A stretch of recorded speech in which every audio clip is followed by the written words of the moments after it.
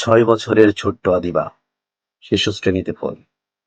মায়ের সাথে স্কুলে আসার সময় ব্যাটারি চালিত অটোরিকশার নিচে চাপা পড়ে ভেঙে যায় মাথা। খণ্ড বিখণ্ড মাথার শক্ত খুলি বিদ্ধ হয় নরম তুলতুলে মস্তিষ্কে। ছোট্ট দেহ থেকে অতিরিক্ত রক্তক্ষরণে মৃত্যুর পথযাত্রী আদিবা। চিকিৎসকরাও আশাহত, কিন্তু আশা ছাড়েনি আদিবার দরিদ্র বাবা মা।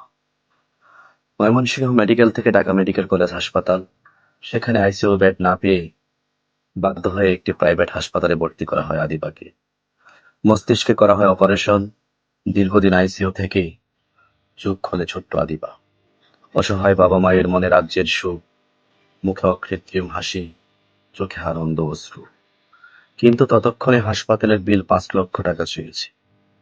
সহায় সম্বল উজাড় করে দিয়ে আর হাসপাতালের কর্তৃপক্ষের হাত পা ধরে সেবেলায় মুক্তি মিলে আদিবার বাবা মায়ের।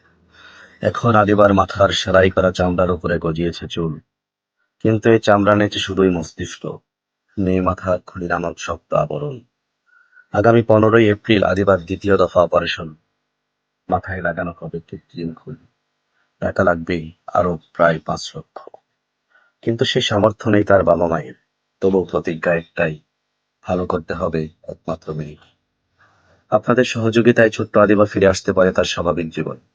সাহায্য করতে সরাসরি যোগাযোগ করুন আদিবার পরিবারের সাথে। মোবাইল 01759871770।